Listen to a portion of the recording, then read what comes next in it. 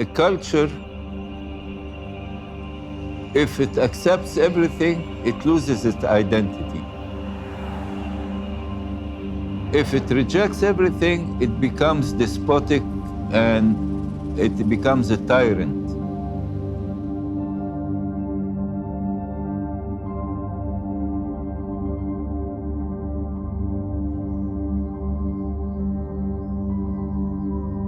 Students today ask me, talk to us about identity, because architecture and the city has a very strong symbiosis with the identity of the person.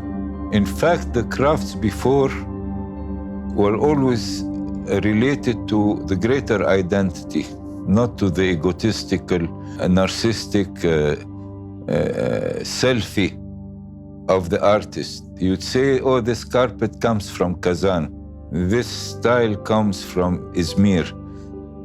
This brocade comes from Bukhara. This pattern is called the Egyptian. The other pattern is called the Halabi, which is from Aleppo. Craftsmanship is not just doing something. A craft is a way of supporting your identity. The greater identity is the collective one. And of course, the greatest level of identity is, of course, to recognize your creator. This is, gives you the most powerful identity, to realize who created you.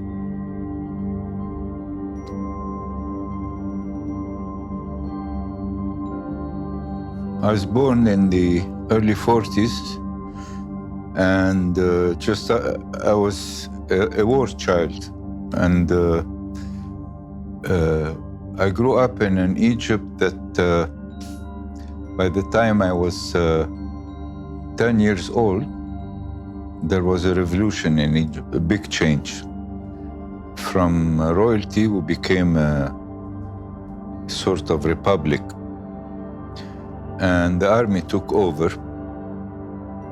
And there has been a lot of change. But the change that one would have expected is that of getting rid of this inferiority that the West has established in our people. So the revolution talked of nationalism, of identity, of everything, but all they did was copy the West. In architecture, it was the same thing.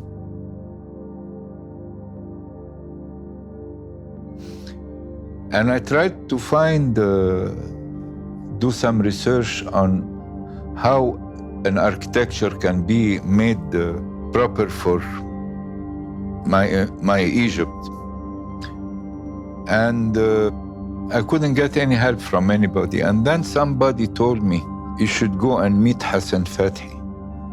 I said, who's Hassan Fathi? He was a kept secret. Nobody mentioned him at university.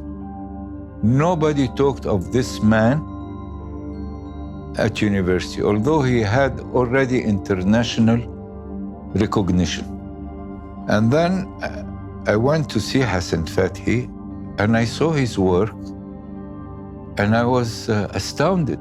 I saw the beauty in it. And what amazed me is that all this work was done with mud brick, which we considered as the dirty material of the slums. So in a way, it's like looking at a sculpture of Rodin. He made those beautiful, the famous of the thinker, made it of mud, not of marble, like Michelangelo's David. And then he took me, showed me all the architecture, Islamic architecture in Cairo, and he started explaining to me the philosophy of this architecture. And I went back to university and tried to introduce this to the students. I had 15 professors attack me to the point where I had to resign from the university. It was a war. Nobody ever talked to us about Islamic architecture.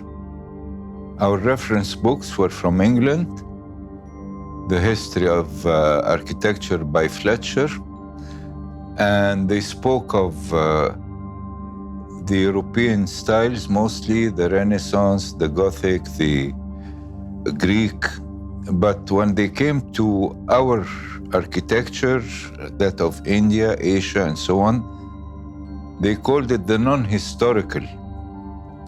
In the new editions, they took away this title, the non-historical styles, because it was politically not correct to say the non-historical. But in fact, it is true, because our architecture is not caught in the vortex of time. It is not a style like you have the Baroque, the Rococo.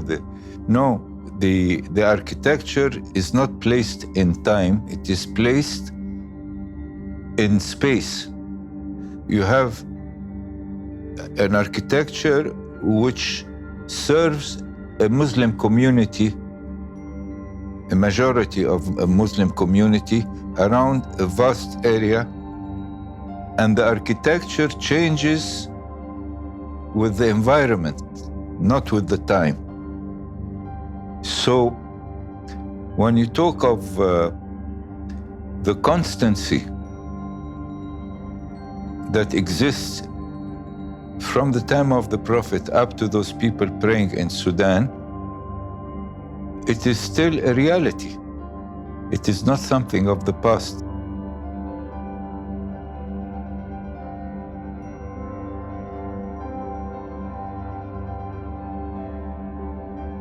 At the time, 69, we went to the moon. So everybody was hyped about technology. We're going to live in capsules, plastic capsules. This is the ideas we had, We're not going to walk, we're going to get into cars that fly in the city.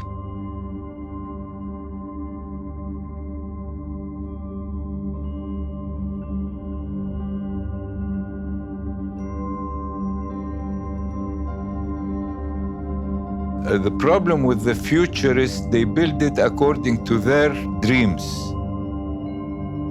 When they say you have to be futuristic, they're not asking you to look at the future. Look at my dream of what the future is. That's what it really means. Architecture without philosophy would become engineering. Architecture without aesthetics becomes engineering. Architecture is not anymore has any more, expressive qualities. It doesn't express anything. Because if you have, I call it T-square architecture, you have lines up and down a la Mies van der Rohe. What is there in it? Put this against a Hindu temple, against Notre Dame de Paris, against any one of the cathedrals or the mosques or the buildings that the adobe, and choose and tell me which is beautiful and which is not beautiful.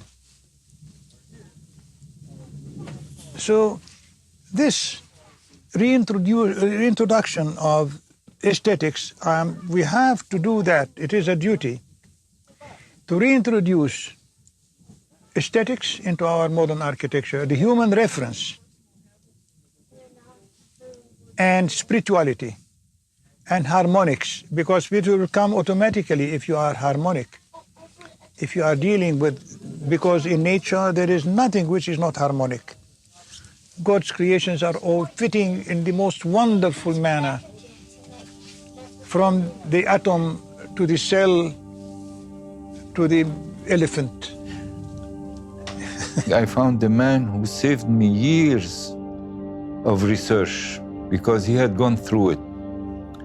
And he opened my eyes to an architecture which is very different from the high-tech we're being exposed to at university. Hassan Fathi discovered the Nubian architecture where they built all their houses with vaults and domes and didn't require tensile materials like steel or concrete. And then I discovered that this technology was so evolved. If we were against concrete, I'm against the architects who are imposing concrete on the poor, the economically untouchables. I call them the economically untouchables. They cannot at all, afford to have the money to build in concrete. And that's why Adobe is given gratuitously by God to you. You handle it and you do it and finito. I say the village or the city is not not the stone and bricks and cement. It is the million acts that go into the fabrication of this city or village and the effect of these million acts on the basic nature of man. If they are ennobling or rather taking away from you, because when you dress a stone, what are you doing? You are removing the superfluous and keeping the essential. So you are spiritualizing the stone and spiritualizing yourself.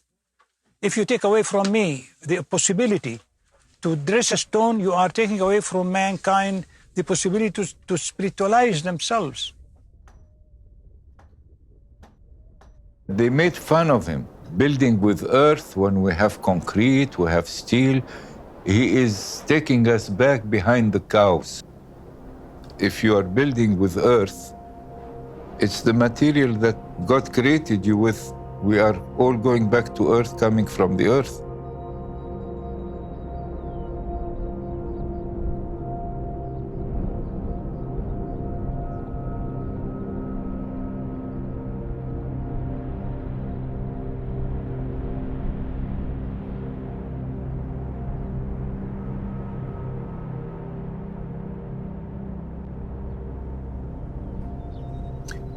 Why don't you have any ruins of any palace in ancient Egypt? All ancient Egypt, you have its pyramids, temples, and everything. Why? Because the pharaoh did not have a granite and marble house. He had the same house as the people. He had a house made out of mud brick. And that's why they don't exist today. And they shouldn't exist today because these buildings are not to remain for eternity. It's like the human beings. They are made from the same material as the human being. God created us of earth, and we live in houses of earth, and we die, and our buildings die with us. But our monuments, our sacred buildings, our mosques, no, they last because the spirit does not die. It is only the material body that dies. So this philosophy is explained in the way we build, the way we choose materials, the way we think about our environment. Hassan Fathi, I consider him the first environmentalist green architecture, but we didn't call it green at the time.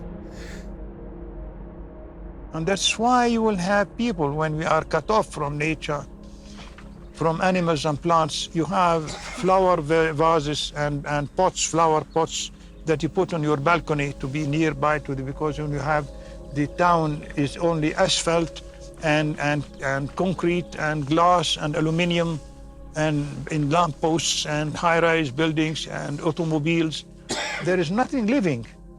So now you cannot live in this atmosphere apart, because why do we have pet animals, cats and dogs? It is because we are created to live with these beings. We are not created to live in cement and asphalt. This is dreadful. And it is practical, I know, and whatever you want to say, but never beautiful or rather sympathetic. So we started a whole new career, that of working environmentally, using local materials, using semi-skilled labor, and using traditional craftsmen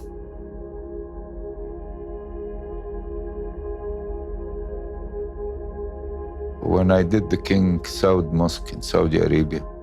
It was a 20-meter dome, 40 meters high. And Hassan Fathi got very scared. He was still alive at the time. And he told me, don't do it. You're risking your career. You mustn't do any work without having a structural engineer. I said, there's nobody who wants to sign my work. They want to put steel in it. If anything goes wrong, you'll be in prison for life. He said, you're risking your whole career with... I said, I have no other chance. I won't get that chance again. And as you saw in the pictures, I had the masons build the dome on the air, no formwork. It was very cheap to do. It was faster and much cheaper than having a precast concrete and so on, without the complication.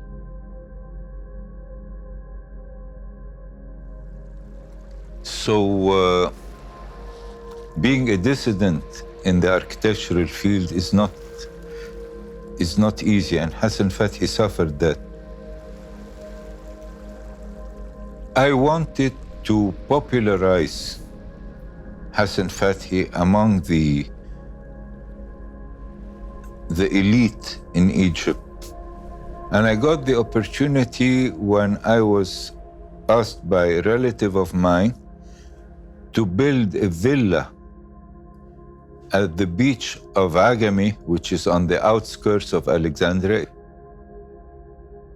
The big surprise came when I won the Aga Khan Award, the first Aga Khan Award in 1980, and they put my house in the front cover, and they said, that's the sort of icon of what the award wants to show. And then when I got the award, I said I will not accept it unless I share it with the mason, because he taught me how to build in domes and vaults. Alauddin Mustafa, who's we had on the front cover of Domus magazine, he had worked with Hassan Fathi in Gorna. He lost his eye accident. Wooden thing went in his eye while he's building Gorna. And he stayed 3 weeks in hospital, and the government deducted his salary for the 3 weeks. So I decided to sort of share the award with him, and he was getting old, and then he would have a pension. You know, it would be his capital for old age. Yeah, this is Agami, there you are. You have the courtyard.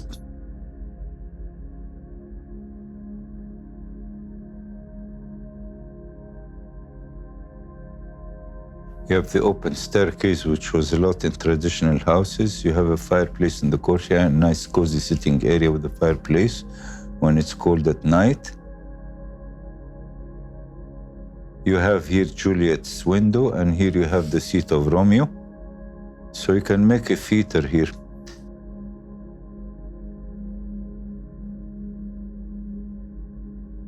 I realized that one of the most important things in architecture is to learn how to love a building.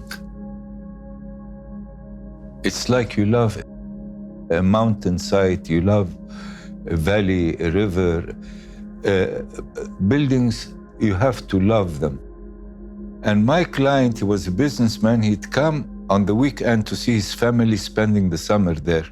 So when we finished the house, it cost him $25,000, it got him $200,000. I told him, sell it and we'll make other houses. He said, no, I won't sell. I said, why? I know you're a businessman. You'd sell anything if you can make a penny extra out of what you bought it from. And he said, it's the first time I fell in love with something. All my life was money, money, money. The first time I fell in love with something. He said, from the day you built that house, my wife, my children never left the house. We're all there, and all their friends come and sit in the courtyard with the loggia. The crucial element is that the traditional house was always established around a courtyard.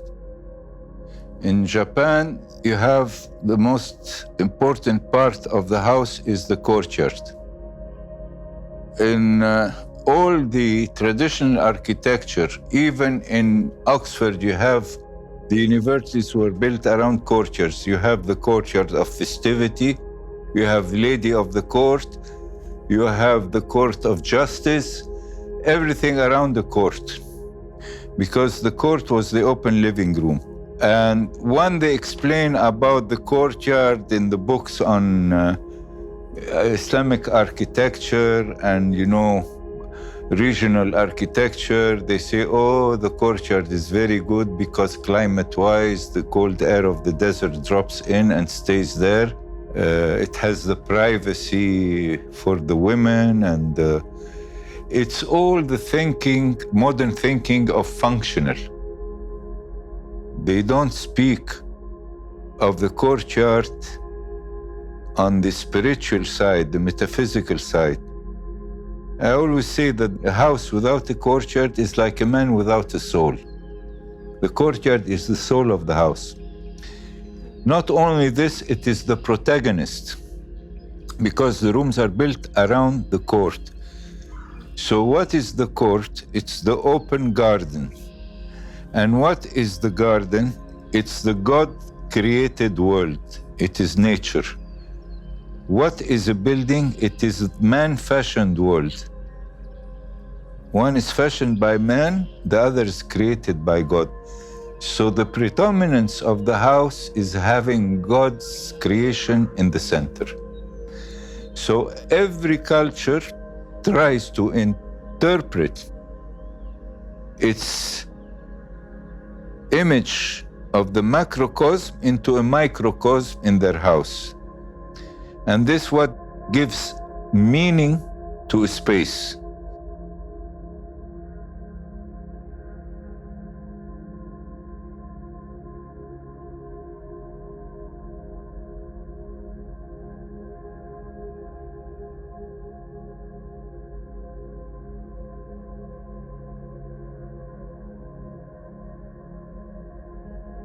When you study traditional art, you realize it's better than reading Einstein's space-time and motion, because the impact of the image is powerful, it's direct. It doesn't need the rational brain. It speaks to the heart. It's direct. What the ancient Egyptians called the intelligence of the heart. I remember when I was a child, I said, why isn't the ceiling falling on me? So I was wondering, how is it kept like this? Because I know that things fall. But in a traditional house, you'd have the wooden beams. And a child would know that a wooden beam will not fall because he would hang on one or have a swing. So the natural order explains to him why the ceiling is not falling, because those beams are supporting it. So the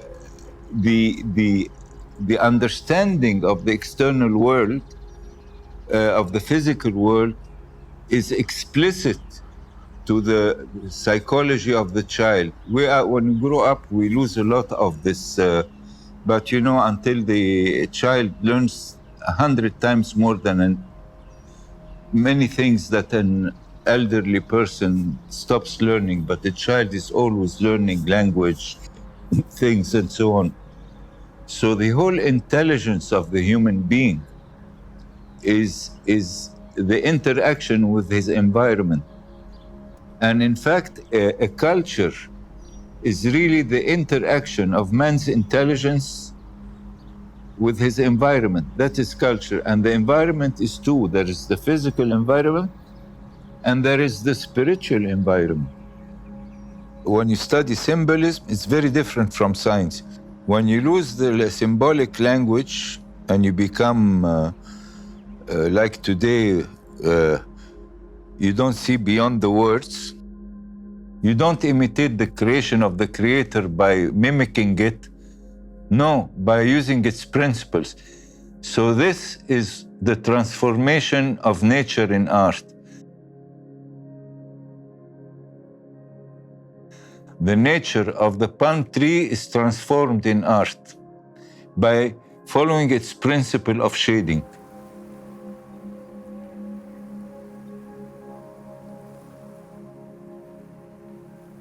And what God said in the Quran, He said, the heavens, the earth, and what is in between.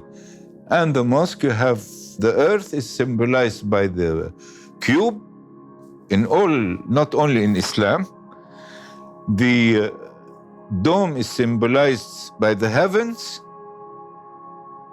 And in between is the drum, the neck, which is where the 8 windows are. That is the world of the archetypes, which of course was well established by Plato. Now, the Island Mosque was an iconic building. So it was very pure and it followed the strict regulations of traditional architecture. So all the architects, said, what did he do? He copied the old. Because in modern mentality, copying is a bad act. In tradition, it is an honorable act. A work of art has to pass the test of time. And the Arab house, the Islamic house, the Islamic architecture, and many of the traditional architecture have passed the test of time. Modern architecture will not pass the test of time. It will not. All those blocks of buildings will be demolished. I am very much dissident on the architecture and the urban planning that's happening today. I can win a court case if it comes to judgment.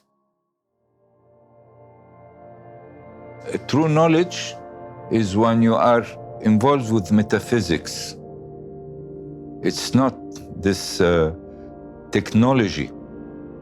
Our universities don't teach us except practical subjects. Technology took away all the subjects that do not pay money, but make you wiser.